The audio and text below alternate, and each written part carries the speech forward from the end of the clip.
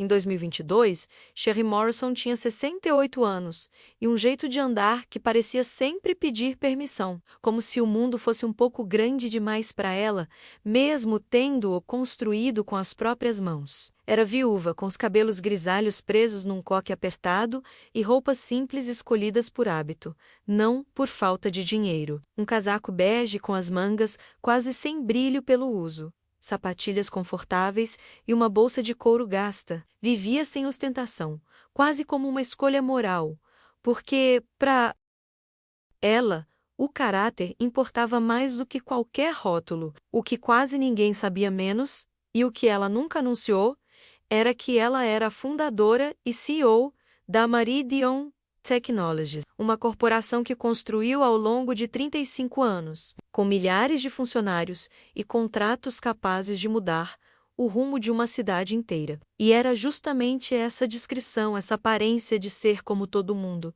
que fazia com que sua própria família a olhasse como se fosse alguém inferior, alguém decorativa, alguém que podia se sentar em qualquer canto, sem que isso importasse. O 5º aniversário do neto Tommy chegou com um lindo convite, letras douradas e um ar de noite especial.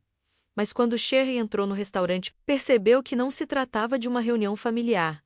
Era um evento social. Havia uma longa mesa com decoração extravagante, taças tilintando como sinos, pessoas usando perfumes caros que deixavam um rastro pesado no ar e risadas altas de quem se sentia dono do lugar. Zaria, a nora, se movia como se estivesse em um tapete vermelho, vestido chamativo, unhas impecáveis, um sorriso perfeito que não chegava aos olhos. Sherry foi recebida com a mesma cortesia brusca, um olhar rápido da cabeça aos pés, como se alguém estivesse avaliando se a pessoa se encaixa na atmosfera. E mesmo antes de se sentar, já a empurravam para um canto da mesa, longe de Tommy, longe do centro, como se sua presença fosse um detalhe inconveniente.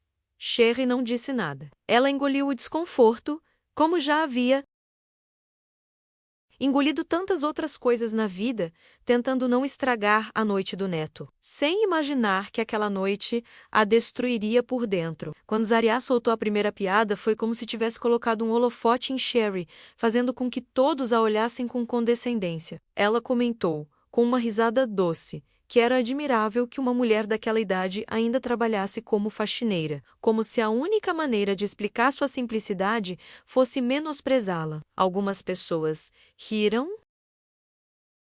outras apenas sorriram instintivamente, e Sherry sentiu o rosto esquentar, não de vergonha, mas da crueldade gratuita. Colocaram-na ao lado de pessoas que nem sequer perguntaram seu nome, como se ela fosse invisível.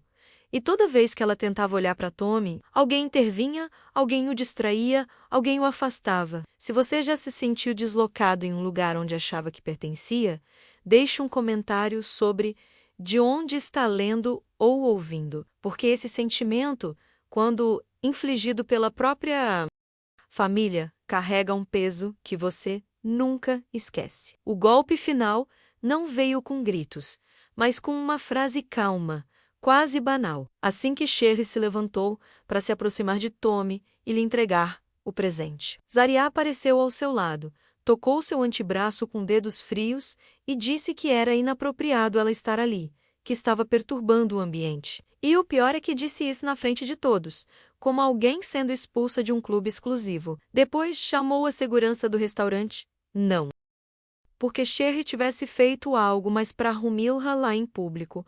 Ela não pertence a uma mesa de pessoas decentes. Sherry procurou Marcos com o olhar, na esperança de ouvir ao menos uma palavra, um gesto, a menor defesa. Mas ele permaneceu imóvel, engolindo em seco, desviando o olhar como se isso o fizesse desaparecer. Naquele instante, Sherry não sentiu raiva a princípio, sentiu algo mais profundo. A certeza arrepiante de que seu próprio filho havia escolhido o conforto da esposa em detrimento da dignidade da mãe, e que essa escolha mudaria tudo. A noite terminou para Sherry na calçada, os sons abafados do restaurante atrás dela e o ar frio atingindo seu rosto como um choque. Ela não chorou naquele momento. Seu corpo parecia incerto sobre como reagir. Caminhou lentamente até o carro, o presente do neto ainda em suas mãos, embrulhado em um papel que agora lhe parecia ridículo. Sentada ao volante, levou vários minutos para ligar o motor, não por fraqueza física, mas porque sua mente repassava cada gesto, cada risada, cada silêncio constrangedor. O que mais doeu não foi o de Zariá, mas o de Marcos. Sherry passou décadas protegendo os outros de escolhas difíceis, absorvendo golpes para que outros não precisassem. E naquela noite ela compreendeu algo devastador. Criar um filho brilhante aos olhos do mundo, mas frágil diante da crueldade doméstica. Essa constatação pesava mais do que a humilhação pública, porque ela não tinha aplausos, nem testemunhas, apenas uma solidão muito real. Na manhã seguinte, Sherry acordou cedo, como de costume. Preparou café em silêncio, olhou pela janela por alguns segundos a mais do que o habitual e, em seguida, vestiu o mesmo casaco bege que usara no dia anterior. Não era um gesto de orgulho, mas de coerência. Ela não precisava mudar para provar nada. Ao chegar a Meridian Technologies, atravessou o saguão quase despercebida, acenando para a equipe de limpeza, os seguranças e as recepcionistas que sabiam quem ela era, mas respeitavam seu perfil discreto. Em seu escritório, solicitou um relatório completo sobre o departamento de marketing, especificamente sobre a equipe liderada por Zariá. Não havia raiva no pedido, mas sim uma calma fria, quase clínica. Sherry sabia separar o pessoal do profissional, mas também sabia que caráter não é algo que se veste e tira como um casaco. E quando começou a ler os relatórios, as reclamações internas, os memorandos de arraque cuidadosamente arquivados e nunca resolvidos, compreendeu que o que havia vivenciado naquele restaurante não fora uma exceção, era um padrão. Os documentos que Sherry leu naquela manhã não gritavam, sussurravam. Eram e-mails cuidadosamente redigidos, avaliações com palavras escolhidas a dedo para evitar tom acusatório. Pedidos de transferência assinados por funcionários seniores, solicitando um ambiente mais adequado à sua fase de vida. Nas entrelinhas, o padrão se tornou claro. Zariá tinha uma obsessão peculiar por hierarquias invisíveis. Ela tratava com desdém aqueles que não considerava projetáveis, relegava funcionários veteranos a tarefas irrelevantes e usava expressões como dinâmico e energia juvenil como armas sutis para empurrar outros para a saída. Havia piadas registradas como comentários infelizes, reuniões em que ela ridicularizava ideias de pessoas que já não entendiam o mercado e uma taxa de rotatividade anormalmente alta em sua equipe. Sherry fechou o relatório lentamente. Ela não estava surpresa, estava profundamente, quase academicamente decepcionada, porque ela entendia esse tipo de violência. Não deixa marcas visíveis, mas destrói silenciosamente carreiras inteiras. Durante vários dias, Sherry não tomou nenhuma decisão visível. Ela continuou com sua rotina, compareceu a reuniões, assinou contratos e assistiu a apresentações. De fora, nada parecia diferente, mas internamente ela estava traçando um plano que buscava não uma punição imediata, mas sim exposição. Para ela, demitir Zariá sumariamente teria sido fácil, até mesmo justificável. Mas Sherry havia aprendido algo em décadas de liderança. Algumas pessoas não mudam quando perdem o poder, mas quando entendem o que significa ser impotente. Foi assim que ela aprovou um programa piloto, apresentado de forma neutra como uma reestruturação operacional multifuncional. Zariá foi transferida temporariamente para o refeitório da empresa, especificamente para a área de lavagem de louça e suporte geral. Não como humilhação pública, não como vingança explícita, mas como experiência prática. E enquanto os emales oficiais falavam em aprendizado organizacional, Sherry decidiu observar de longe, ainda sem revelar sua identidade. Porque queria saber se, sem status, Zariá saberia como ser humana. O primeiro dia de Zariá, no refeitório, foi observado de vários ângulos, embora ela não tivesse consciência disso. Chegou com o mesmo ar altivo de sempre, o cabelo impecavelmente penteado e uma expressão de irritação mal disfarçada, como se o uniforme cinza fosse uma afronta pessoal. Desde o início, deixou claro que não tinha intenção de se adaptar.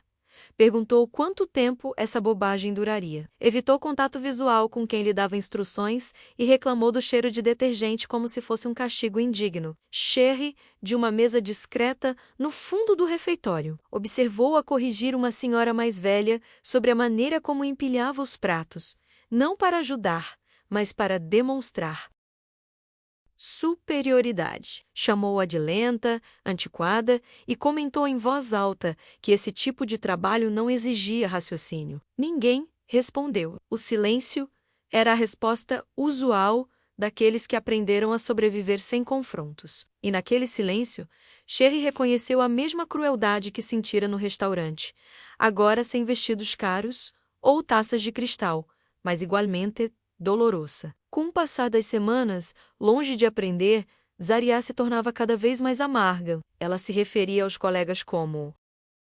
manutenção, dinossauros, perdedores, misturando idiomas como se isso a tornasse superior. Ridicularizava sotaques, zombava de mãos trêmulas e menosprezava qualquer um que não respondesse prontamente às suas ordens improvisadas. Várias vezes foi advertida por seus supervisores, e cada anotação acrescentava peso a um histórico que não podia mais ser escondido. Sherry observava tudo com uma mistura de tristeza e clareza.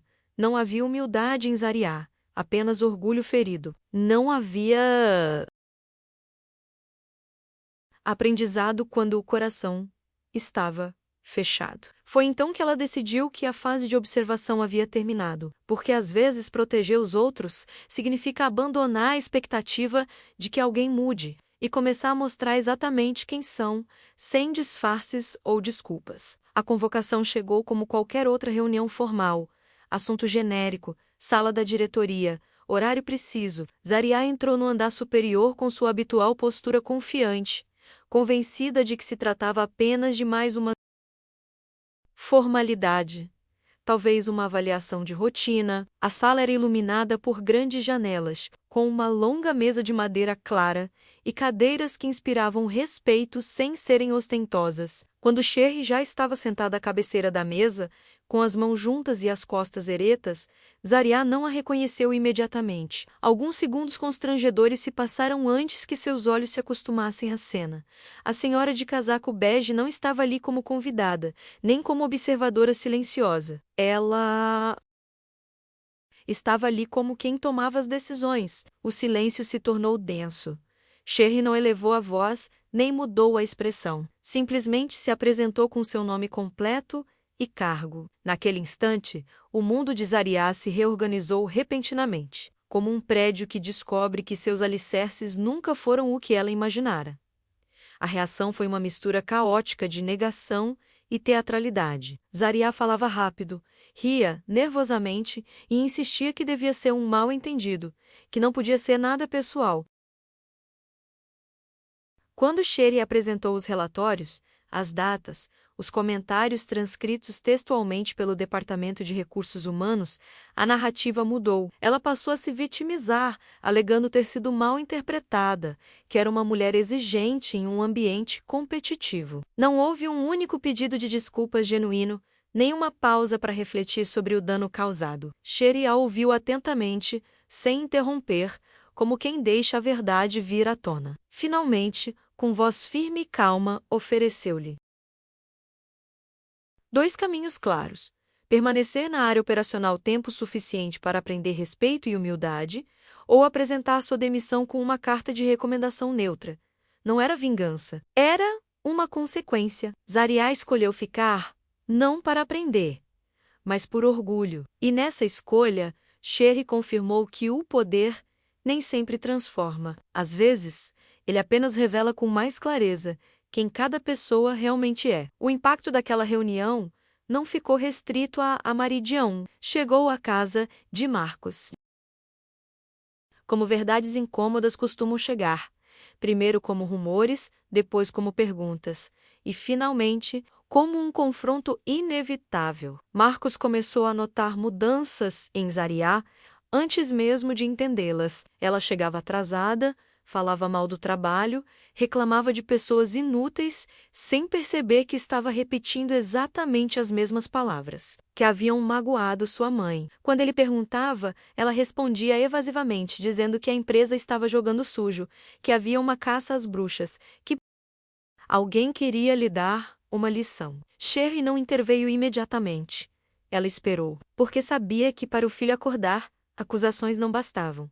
Ele precisava de provas, contexto e do choque emocional de enxergar todo o padrão. E esse choque veio uma noite, quando Marcos, cansado de desculpas, pediu para ver os e-mails, os relatórios, as advertências formais que Zariá havia escondido. O confronto familiar foi tenso e silencioso, sem gritos teatrais. Sherry estava presente, sentada em frente a eles, com sua serena postura de sempre. Marcos lia, fazia perguntas e relia. Cada documento era uma peça que se encaixava na memória do restaurante, da expulsão, da humilhação pública que ele tolerara por medo de chatear a esposa. A culpa se imprimiu em seu rosto, não como uma explosão, mas como um lento colapso. Pela primeira vez, ele entendeu que não se tratava de um incidente isolado, nem de um mal-entendido social. Zariá não negou os fatos. Ela os minimizou, os justificou, os envolveu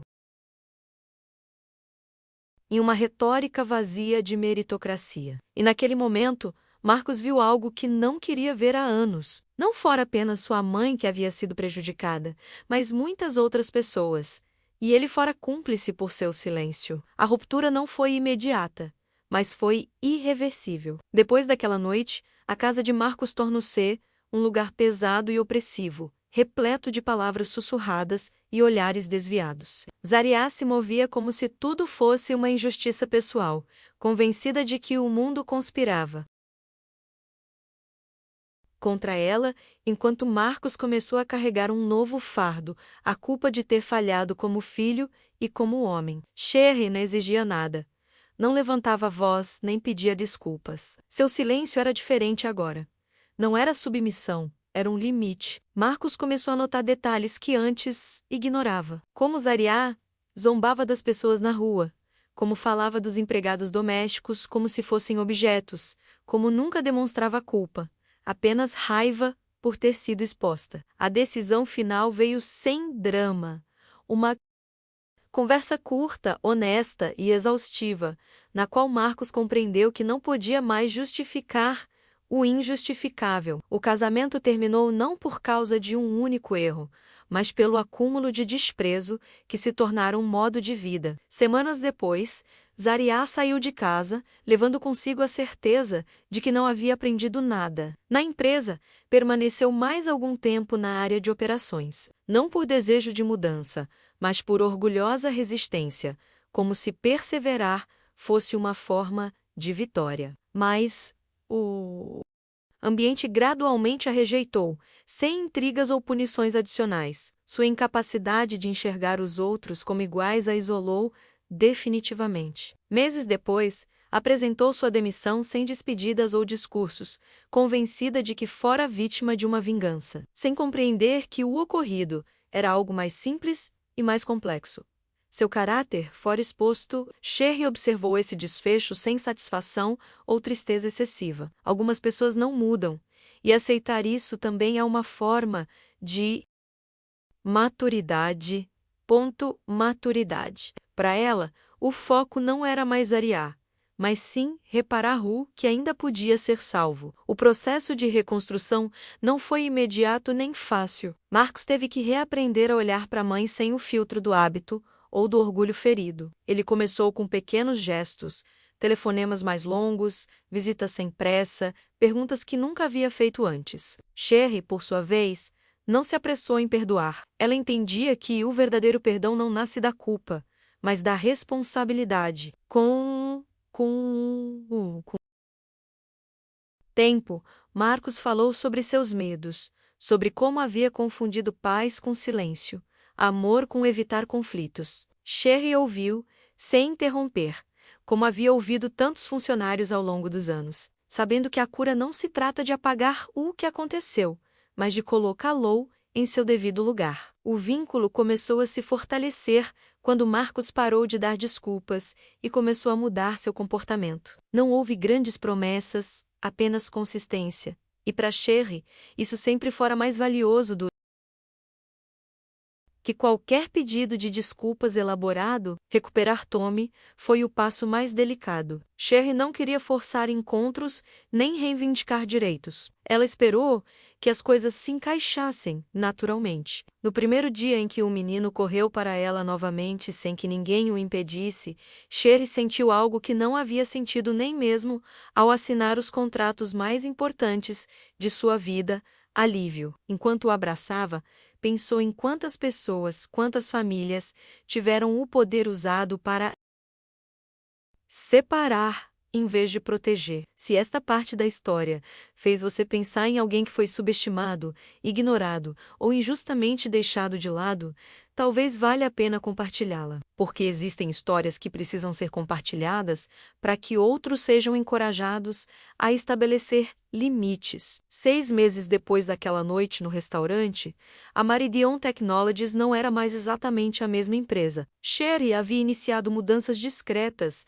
porém profundas, daquelas que não aparecem em comunicados de imprensa. Ela reabriu arquivos esquecidos, revisou avaliações tendenciosas e restaurou trajetórias de carreira prejudicadas por decisões arbitrárias. Funcionários seniores retornaram a cargos de mentoria, não como um gesto simbólico, mas porque sua experiência havia sido desperdiçada por anos. Políticas claras contra o preconceito de idade e o desprezo hierárquico foram implementadas, com treinamentos obrigatórios que não falavam de valores abstratos, mas sim de consequências reais. Sherry não fez isso para limpar sua imagem ou enviar mensagens veladas a ninguém. Ela fez isso porque entendia algo essencial: uma empresa é um reflexo do caráter daqueles que a lideram, mesmo quando esse caráter se expressa silenciosamente. Em paralelo, ela criou um fundo de bolsas de estudo para os filhos e netos de funcionários de longa data, pessoas que sustentaram a empresa quando ela ainda era desconhecida e sem prestígio. Não houve grandes cerimônias nem fotos posadas. Os comunicados chegaram por e-mail interno, escritos em linguagem simples, quase austera. Muitos funcionários ficaram surpresos ao descobrir quem havia liderado essas medidas. Outros já sabiam, porque Sherry sempre esteve presente, caminhando pelos corredores, cumprimentando as pessoas pelo nome, ouvindo atentamente. Para ela, esse era o verdadeiro legado. Não prédios ou números recordes, mas uma estrutura onde ninguém era tratado como descartável. E embora ela nunca tenha dito isso em voz alta, algumas dessas decisões surgiram de uma ferida pessoal que ela aprendeu a transformar em responsabilidade coletiva. Com o passar dos meses, Sherry começou a notar uma mudança que não vinha de fora, mas de dentro. Ela não carregava mais aquela pressão constante no peito que havia aprendido a normalizar ao longo dos anos. Ela entendeu que passara grande parte da vida sustentando estruturas familiares, profissionais, emocionais, sem se perguntar quem a sustentava. Ela não se tornou desconfiada ou insensível, tornou-se mais lúcida, começou a dizer não sem longas explicações, a se retirar de conversas que exalavam desprezo, a escolher com mais cuidado onde se sentar e com quem passar o tempo. Não era um ato tardio de vingança contra o mundo, mas uma forma de amor próprio que ela havia adiado por tempo demais. E nessa clareza, Sherry descobriu algo inesperado. A tranquilidade não vem de ser aceita em todas as mesas, mas de não implorar por um lugar em nenhuma. Marcos, por sua vez, começou a se reconstruir a partir de um lugar desconfortável, porém honesto. Ele fez terapia, conversou com amigos que havia negligenciado e enfrentou a vergonha de admitir que havia falhado quando mais importava. Seu relacionamento com Sherry tornou-se mais real, menos idealizado. Ele não a via mais apenas como a mãe forte que sempre aguenta, mas como uma mulher com limites, com cansaço, com o direito de ser cuidada. As visitas a Tommy tornaram-se parte de uma nova rotina. Tardes simples, brincadeiras no chão, conversas sem celulares. Para Sherry, Esses momentos não apagaram o passado, mas lhe deram um novo significado, porque não se tratava de voltar ao que havia sido, mas de construir algo diferente, com mais consciência e menos silêncios impostos. Com o tempo, Sherry parou de se perguntar se tinha feito a coisa certa, de acordo com os padrões alheios. Ela entendeu que muitas pessoas confundem poder com volume, com uma presença ruidosa, com a capacidade de humilhar, sem consequências. Ela tinha visto esse erro se repetir com muita frequência, tanto em salas de reuniões quanto em torno de mesas de família. Para Sherry, o verdadeiro poder sempre fora outra coisa. A capacidade de proteger sem esmagar, de decidir sem se exibir, de corrigir sem destruir por prazer. Aquela noite no restaurante tinha sido dolorosa, sim, mas também reveladora. Mostrou-lhe que até mesmo aqueles que mais se beneficiam do seu silêncio podem usá-lo contra ela. E compreender isso, ainda que tardiamente, permitiu-lhe libertar-se de uma lealdade equivocada que já não precisava manter. Sherry também começou a observar com mais atenção como as pessoas se comportavam quando pensavam que ninguém importante estava olhando. Ela notava os pequenos gestos, a maneira como falavam com a pessoa que servia o café, como reagiam a um não. Ela aprendeu, da maneira mais difícil, que o caráter não se revela em discursos, mas em momentos em que não há nada a ganhar. Essa percepção se tornou uma nova bússola em sua vida. Ela não precisava mais explicar quem era, ou justificar por que não se encaixava em certos ambientes. Se alguém a subestimasse por causa de sua aparência discreta, ela interpretava isso como uma informação valiosa, não como um insulto.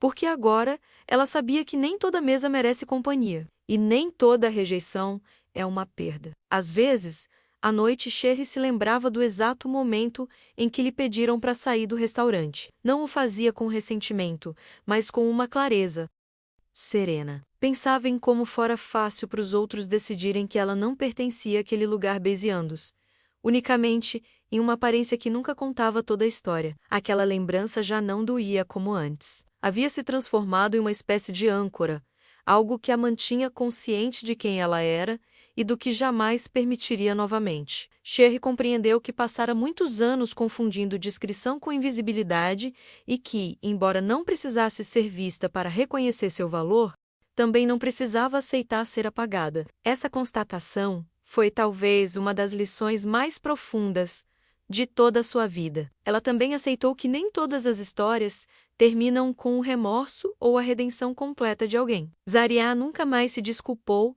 nem tentou entender o mal que havia causado. E isso deixou de ser um problema para Sherry. Ela aprendeu que a paz nem sempre vem quando a outra pessoa entende, mas sim quando você para de esperar que ela entenda. Seu foco agora era nutrir o que havia sobrevivido, seu relacionamento com Marcos, o riso de Tommy, o impacto positivo que ela poderia continuar a ter na vida de pessoas que nunca seriam notícia, mas que certamente tocariam seus corações. Naquele momento, Sherry não precisava mais de discursos ou explicações para encerrar o assunto. Algumas reconstruções acontecem simplesmente quando você segue em frente sem olhar para trás com culpa. No dia em que Sherry decidiu comemorar seu 69º aniversário, não houve restaurante caro, nem lista de convidados seleta. Foi em casa, com uma mesa simples, comida que ela mesma preparou, e a risada de Tommy preenchendo os espaços que antes eram silenciosos. Marcos chegou cedo, ajudou a pôr a mesa e, num gesto que pareceria pequeno para qualquer outra pessoa, mas imenso para Sherry, pediu sua opinião antes de tomar uma decisão importante em sua vida. Naquele momento, Sherry entendeu que algo realmente havia sido restaurado. Não era perfeito, não era mágico, mas era real. Ela havia recuperado algo que nenhuma empresa, nenhum cargo, nenhum reconhecimento público poderia lhe dar.